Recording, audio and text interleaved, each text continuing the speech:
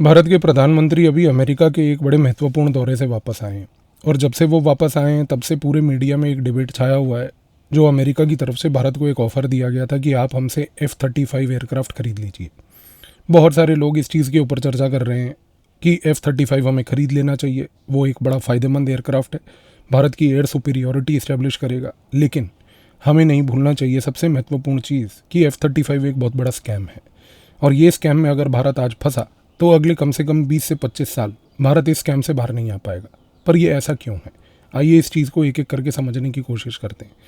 सबसे पहली चीज़ क्या है कि अगर हम भारत के एयरफोर्स को देखें, नो डाउट आज की डेट में कोई डिनाइबिलिटी नहीं है कि भारत की एयरफोर्स आज 33 स्क्वाड्रंस के साथ ऑपरेट कर रही है। आइडियली उसके पास जो भारत को थ्रेट्स हैं टैकल करने के लिए 42 स्क्वाड्रंस की रिक्वायरमेंट है। तो 33 से 42 स्क्वाड्रंस एक बहुत बड़ा गैप है। इस गैप को फिल करने के लिए भारत की हिंदुस्तान एरोनॉटिकल लिमिटेड काफ़ी नाकाम रही है। अभी भारत के एयरफोर्स चीफ ने आज से कुछ दिनों पहले ही हिंदुस्तान एरोनॉटिकल लिमिटेड को लेके कुछ एडवर्स कमेंट्स भी किए थे।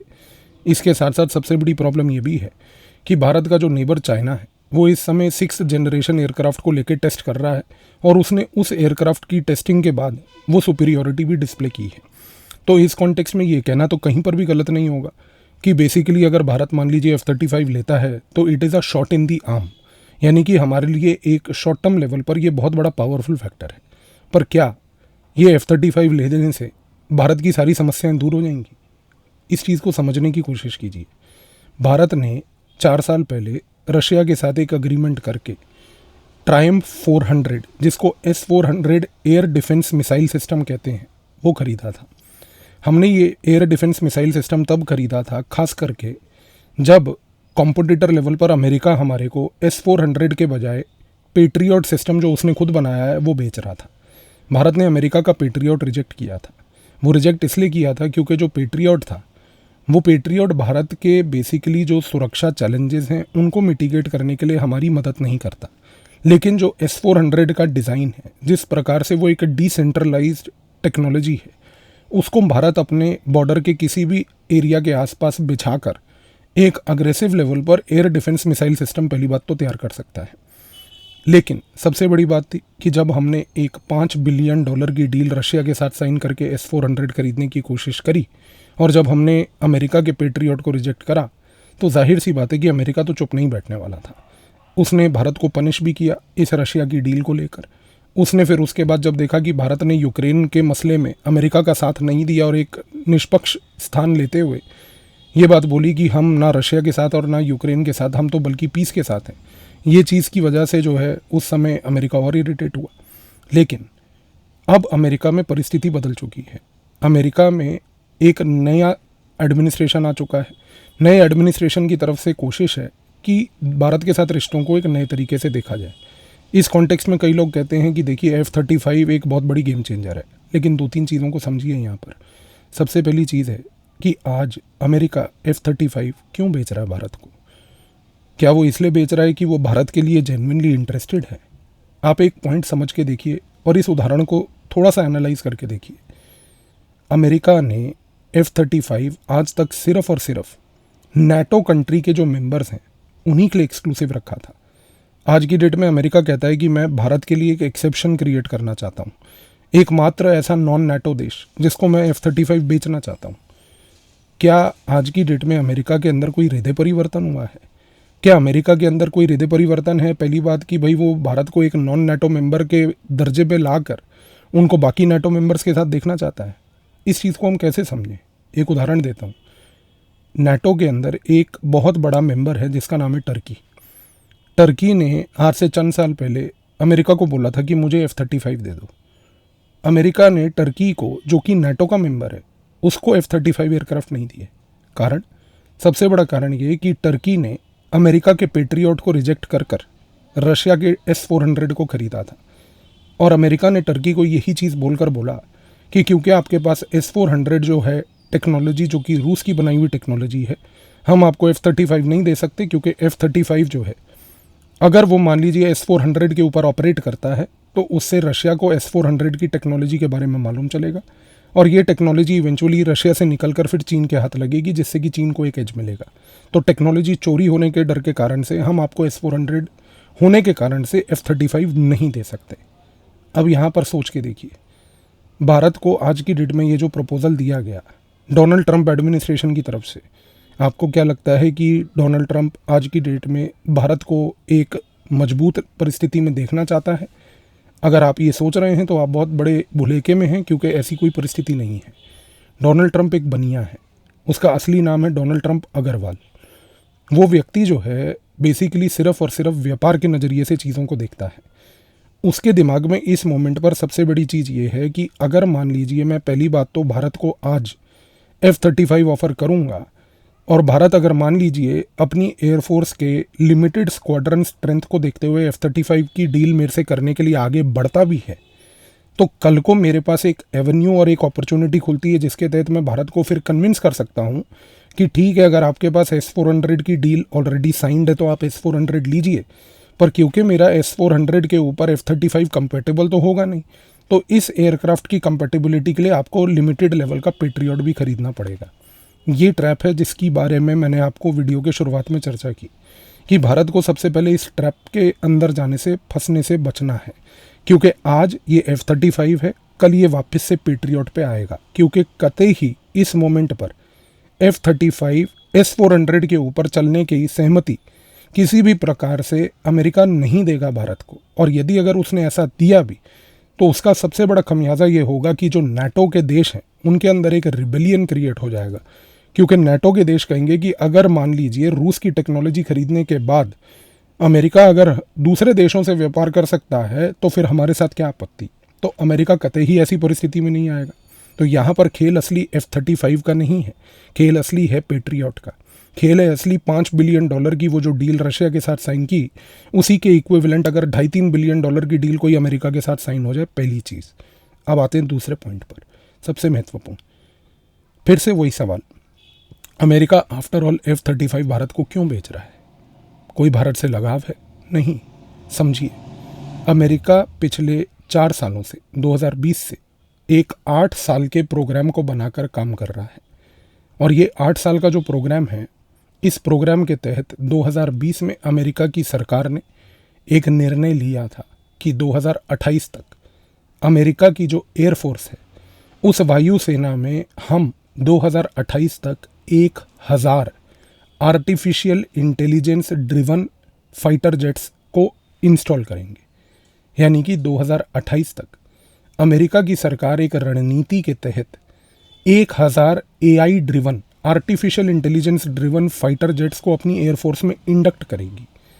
इस कॉन्टेक्स्ट में 2020 से अमेरिका की सरकार के ऊपर जो अमेरिका की मिलिट्री इंडस्ट्रियल कॉम्प्लेक्स है, जिसमें एक बड़ा महत्वपूर्ण अमेरिका का एक डिफेंस प्रोड्यूसर जिसका नाम लॉकहीड मार्टिन है, जिसने बेसिकली F-35 एयरक्राफ्ट को डिज़ाइन किया है, वो तब से अमेरिका की सरकार के ऊपर दबाव ये डाल रहा है कि यदि आप अपनी एयरफोर्स में 2028 तक 1000 AI ड्रिवन अगर फाइटर जेट्स को बेसिकली इंस्टॉल करके वहाँ पर उनको लाएंगे, तो फिर हमारे लॉकहीड मार्टिन के F-35, F-16 इनका क्या होगा। इस कॉन्टेक्स्ट में अमेरिका की सरकार ने लॉकहीड मार्टिन जैसी संस्था को एक आश्वासन तो ये दिया कि ठीक है, हम कोशिश ये करेंगे कि जितने भी AI ड्रिवन एयरक्राफ्ट्स होंगे, सबसे पहली बात तो वो AI ड्रिवन एयरक्राफ्ट्स आप ही की टेक्नोलॉजी के ऊपर होंगे। आज की डेट में लॉकहीड मार्टिन का F-16 जो है उसी के ऊपर एक AI बेस पे टेस्टिंग हो रही है। हाल ही में पिछले साल अमेरिका ने लॉकहीड मार्टिन के F-16 के ऊपर ही एक आर्टिफिशियल इंटेलिजेंस ड्रिवन एयरक्राफ्ट को पूरा उड़ाकर उसकी डॉग फाइटिंग कैपेबिलिटी टेस्ट करी। एयरफोर्स के अंदर एक शब्द जिसका प्रयोग मैंने अभी किया, डॉग फाइटिंग, इसका मतलब होता है कि एक एयरक्राफ्ट एक कॉम्बैट की परिस्थिति में दूसरे एयरक्राफ्ट को चेज करते हुए उसको मार गिराता है। आज तक वॉर सिनेरियोज में ये कार्य हमेशा पायलट किया करते थे, लेकिन अमेरिका जो है वो एक एल्गोरिदमिक गेम खेलने जा रही है 2028 तक। अमेरिका चाहती है कि 2028 तक मेरी एयरफोर्स में AI ड्रिवन एयरक्राफ्ट्स हों, AI ड्रिवन फाइटर जेट्स हों, और ये वो फाइटर जेट्स हों जिसके तहत मैं ये इंश्योर कर पाऊँ कि यानी कि कल को अगर कोई कॉम्बैट परिस्थिति अराइज होती है तो मुझे उस कॉम्बैट में अपने पायलट को नहीं जहाज में डालकर भेजना, बल्कि मेरा पायलट ग्राउंड पे बैठकर उस एयरक्राफ्ट को आर्टिफिशियल इंटेलिजेंस सॉफ्टवेयर्स का प्रयोग करते हुए अमेरिका में बैठकर अफगानिस्तान से लेकर वियतनाम से लेकर किसी भी अन्य देश के ऊपर उड़ा सके और वहाँ पर वो डॉग फाइट करके दूसरे देशों के जो मेरे वैरी देश हैं उनके जहाज़ों को गिरा सके। इस कॉन्टेक्स्ट में समझने की कोशिश कीजिए, अमेरिका की सरकार के ऊपर लॉकहीड मार्टिन जैसी संस्थाओं का एक दबाव है, और वो दबाव ये है कि हमें, अगर आप चाहते हैं कि AI driven aircrafts long run में क्रिएट करें, तो जो एग्जिस्टिंग एयरक्राफ्ट्स का स्टॉक है उसको किसी तरीके से सस्ते में कर या कुछ भी कर निकालिए। अब सबसे बड़ा बात, तीसरा विषय, अमेरिका की पूरी जो आर्म्ड फोर्सेस है वो इस समय एक बहुत ही बड़े ट्रांसफॉर्मेटिव फेज पे है। ट्रांसफॉर्मेशन अमेरिका के केस में ये हो रहा है कि अमेरिका एक बहुत ही एजाइल और बहुत ही ज़्यादा small compact military units create कर रही है। और आज की डेट में जब ये कॉम्पैक्ट मिलिट्री यूनिट्स क्रिएट कर रही है तो इस केस में वो सारे के सारे फंक्शंस को ऑटोमेट कर रही है। जैसे जैसे वो फंक्शंस को ऑटोमेट करेगी, जाहिर सी बात है कि उनको अपने आर्म्ड फोर्सेस के अंदर से लोगों को या तो सुपीरियर स्किल में ट्रेन करना पड़ेगा और या फिर वहाँ पर भर्तियाँ कम करनी पड़ेंगी। आज की डेट में अमेरिका दोनों चीज़ों के साथ वर्क करते हुए ये इंश्योर कर रही है कि एक AI driven armed force long run में क्रिएट हो। चंद साल पहले जब भारत ने इसी प्रक्रिया के ऊपर काम करना शुरू किया था और जब भारत ने बोला था कि हम एक अग्निवीर योजना लाकर यहाँ पर ये इंश्योर करेंगे कि हमारे यहाँ की भी जो आर्म्ड फोर्सेज हैं वो कॉम्पैक्ट हों, एजाइल हों और किसी भी तरीके से स्विफ्टली रिस्पॉन्ड कर पाएँ, जिसके लिए हम मैन पावर को अग्निवीर के तहत रिक्रूट करेंगे, तो यहाँ एक बवाल मच गया था। भूलिए मत, ये बवाल भारत में नहीं मचा था, ये बवाल मचवाया गया था भारत में अमेरिका के हितों से।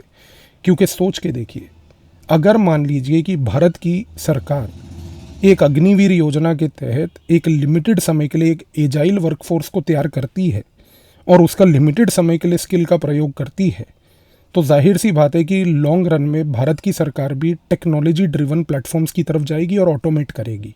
ये अमेरिका के हित में नहीं था, क्योंकि अमेरिका के हित में ये बिल्कुल ही नहीं था कि भारत किसी प्रकार से कोई ऑटोमेशन करे। अमेरिका दिल से यही चाहता है कि भारत जैसा देश ट्रेडिशनल डिफेंस सिस्टम्स पे ज़्यादा से ज़्यादा खर्चा करता रहे, किसी भी तरीके से AI टेक्नोलॉजी, किसी भी तरीके से ऑटोमेशन के ऊपर भारत काम ना करे। क्योंकि अगर ऐसा भारत करता है तो उसकी डिफेंस के अंदर जो डे टू डे लेवल पर खर्चे करने की परिस्थितियां हैं वो घटेंगी। क्योंकि अगर आप ऑटोमेट करते हैं फंक्शंस को तो जाहिर सी बात है कि उस केस में आपको बहुत ज़्यादा मैन पावर की ज़रूरत नहीं है। अगर बहुत ज़्यादा मैन पावर की ज़रूरत नहीं है तो अमेरिका बेचेगा क्या आपको? इस रीज़न से अमेरिका के डीप स्टेट ने उस समय भी इस चीज़ का फ़ायदा उठाते हुए पूरे भारत में प्रोटेस्ट मैन्युफैक्चर कराए थे कि भारत में अग्निवीर आ जाएगी, लोगों की नौकरियां चली जाएंगी, प्रोटेस्ट करवाए। और यहाँ पर बाकी आपको अमेरिका का इकोसिस्टम कैसे एक्टिवेट हो जाता है उसके हितों के लिए लड़ने के लिए, वो तो आपको पता ही है, बताने की आवश्यकता तो नहीं।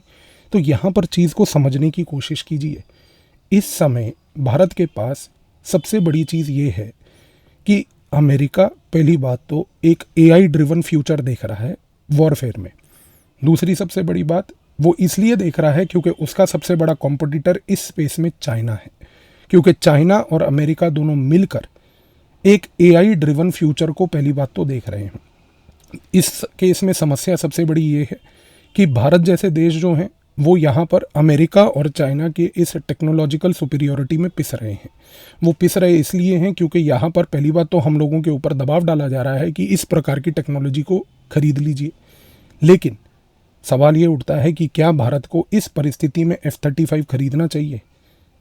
भारत को सबसे पहले ये करना चाहिए कि उसको अमेरिका को क्लियर कट तरीके से बोल देना चाहिए कि हम F-35 अगर आपसे लेंगे, एक ही कंडीशन में लेंगे कि आप हमारे को टेक्नोलॉजी ट्रांसफ़र करते हुए 5th जनरेशन टेक्नोलॉजी जो है वो लाकर भारत में दीजिए और भारत को 5th जनरेशन एयरक्राफ्ट टेक्नोलॉजी जो स्टेल्थ टेक्नोलॉजी है F-35 की, उसमें आप हमारे को आत्मनिर्भर बनने में मदद कीजिए। भारत अगर ये कंडीशनैलिटी लगा दे, आप 1 मिनट से पहले देखेंगे कि अमेरिका अपने ऑफ़र को वापस ले लेगा। दूसरी सबसे बड़ी चीज़, भारत को इस समय एक बहुत ही कैलकुलेटेड और केयरफुल गेम खेलना है। अगर भारत को ये बात समझ आ चुकी है कि पूरी की पूरी गेम इस समय सिर्फ एक चाइना और अमेरिका के बीच की टेक्नोलॉजिकल सुपीरियोरिटी की है, ऑटोमेशन की है, एक AI ड्रिवन फ्यूचर की है, एक AI ड्रिवन वॉरफेयर की है, एक ऐसे वॉरफेयर की है जहाँ पर AI driven war jets, fighter jets आने वाले समय में एक रोल प्ले करेंगे, तो इस कॉन्टेक्स्ट में भारत को अंतर्राष्ट्रीय स्तर पर सबसे पहले इस चीज़ के ऊपर एम्फसाइज करने की आवश्यकता है कि एआई को लेकर वॉरफेयर के रूल्स बनाए जाएं। भारत अगर इस पॉइंट पे अड़ जाए तो आप देखेंगे कि अमेरिका और चाइना की ये जो टेक्नोलॉजिकल आर्म्स रेस चल रही है, इसके ऊपर एक लगाम लगा दी जाएगी। क्योंकि आज की डेट में जब हम वॉरफेयर की बात करते हैं तो वॉरफेयर के रूल्स इंटरनेशनल लॉ के तहत जिनीवा कन्वेंशन के तहत कोडिफाइड हैं। लेकिन ये जो जिनीवा कन्वेंशन के तहत वॉरफेयर के रूल्स कोडिफाइड हैं, ये एआई ड्रिवन वॉर के ऊपर चर्चा नहीं करते। सवाल ये उठता है कि आर्टिफिशियली इंटेलिजेंस ड्रिवन अगर एक जहाज़ उड़ रहा है और कल को ये आर्टिफिशियल इंटेलिजेंस ड्रिवन जहाज़ ने किसी प्रकार की मिस कैलकुलेशन के तहत कोई गलती कर दी, तो गलती करने के बाद इस आपदा का जिम्मेवार कौन होगा? क्या इस आपदा का जिम्मेवार टेक्नोलॉजी होगी, या टेक्नोलॉजी का ऑपरेटर होगा, या उस जहाज़ को जो एआई ड्रिवन जिसने कोड्स बनाए थे वो होगा? इन किसी भी चीज़ों के ऊपर आज की डेट में सहमति नहीं है। और आपको अब मैं एक आखिरी में सबसे महत्वपूर्ण पॉइंट बताना जो चाहता हूँ वो ये है कि आपको समझने की आवश्यकता है कि अमेरिका और चाइना का जो खेल है वो ये है कि वो जानबूझकर एक एआई ड्रिवन वॉरफेयर के फ्यूचर में जा रहे इसलिए हैं क्योंकि जिनीवा कन्वेंशन के तहत, जो कि इंटरनेशनल लॉ है जिसके तहत इंटरनेशनल वॉरफेयर को रेगुलेट किया जाता है, आज की डेट में वो रेगुलेशंस के तहत उन रेगुलेशंस को ये लोग बाईपास करना चाहते हैं। बाईपास इसलिए करना चाहते हैं क्योंकि जिनीवा कन्वेंशन के तहत अमेरिका और चीन को लड़ाई करने के लिए लिमिटेशंस हैं। क्योंकि आज की डेट में अगर अमेरिका चीन को कहीं पर भी टारगेट करता है या चीन अमेरिका को भी कहीं पर टारगेट करता है तो जिनीवा कन्वेंशन के तहत कार्रवाइयाँ की जा सकती हैं। अमेरिका जानबूझ के एक एआई ड्रिवन फ्यूचर की ओर इसलिए बढ़ रहा है क्योंकि अमेरिका को पता है कि एआई में कोई रूल्स रेगुलेशंस वॉरफेयर को लेकर हैं ही नहीं।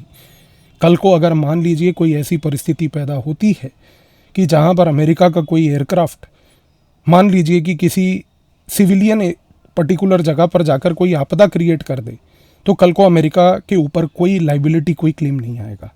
क्योंकि अमेरिका कहेगी कि एआई का जो वॉरफेयर का फ्यूचर है उसके लिए तो अंतर्राष्ट्रीय स्तर पर कोई रूल ही नहीं है। अगर रूल ही नहीं है तो मुझे पनिशमेंट देने वाला कौन होगा? अमेरिका इस वल्नरेबल स्पेस को आज की डेट में एक्सप्लॉइट कर रहा है। आने वाले 3 से 4 सालों में आप देखेंगे कि अमेरिका जानबूझकर एआई ड्रिवन स्पेस में अपनी माहिरता बनाएगा। और यहाँ पर जब अमेरिका इस एक ऐसी स्पेस को एक्सप्लॉइट करना चाह रहा है जहाँ पर कोई अंतर्राष्ट्रीय रूल्स नहीं है, क्या भारत आज की डेट में एक विश्व शक्ति के तहत इस एआई को रेगुलेट करने के लिए एक ग्लोबल आर्किटेक्चरल लेवल पर रूल्स क्रिएट करवा सकता है? क्या भारत आज की डेट में खड़े होकर ये बात अमेरिका को बोल सकता है कि आप अगर मान लीजिए F-35 देना चाहते हैं भारत को तो टेक्नोलॉजी ट्रांसफ़र कीजिए? क्या अमेरिका को आज की डेट में भारत ये बात बोल सकता है कि जो लास्ट ईयर आपने F-16 में एआई का प्रयोग करके उसको एआई की टेक्नोलॉजी और एल्गोरिदम के थ्रू उड़ाया, उसके बाद अब ये चीज़ तो तय हो गई है कि आपके बीच में और चीन के बीच में एक एआई वॉरफेयर जेट्स को लेके जो कंपटीशन है उसको लेके ग्लोबल रूल्स बनाने की आवश्यकता है। इसीलिए मैंने आपको वीडियो के शुरुआत में कहा, ये भारत को एक ट्रैप में फंसाया जा रहा है। ट्रैप बड़ा सिंपल है कि भारत को बोलो कि देखो खरीद फरोख्त करके तुम F-35 खरीद लो। जैसे ही भारत F-35 खरीदेगा, अमेरिका को मिलेगा पैसा, वो पैसा जाएगा सारा अमेरिका के एआई वॉरफेयर में, और अमेरिका और चाइना मिलके इस एआई वॉरफेयर में अपनी माहिरता को और आगे डेवलप करेंगे।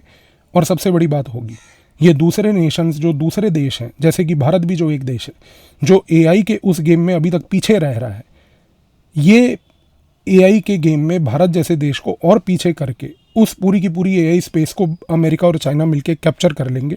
और आखिर में ये मत भूलिएगा जो मैंने आपको सबसे महत्वपूर्ण चीज़ बताई कि इस जंक्चर पर, क्योंकि एआई को लेके वॉरफेयर में कोई रूल्स एंड रेगुलेशंस नहीं है, इस केस में सारा का सारा फ्यूचर जो वॉर का है वो एक ऐसे अनडिफाइंड स्पेस में आ जाएगा, जिस अनडिफाइंड स्पेस में आते सार ही अमेरिका और चाइना को एज मिलेगा, क्योंकि उनके ऊपर किसी भी तरीके की कोई पाबंदी नहीं होगी फ्यूचर वॉर को लेके। तो आप इस गंभीर विषय को समझने की कोशिश कीजिए कि F-35 एक बहाना है, असली गेम बहुत बड़ा है, जो आई होप अगर आपने वीडियो को सुना होगा तो अब आपको शायद क्लियर हो गया होगा। धन्यवाद।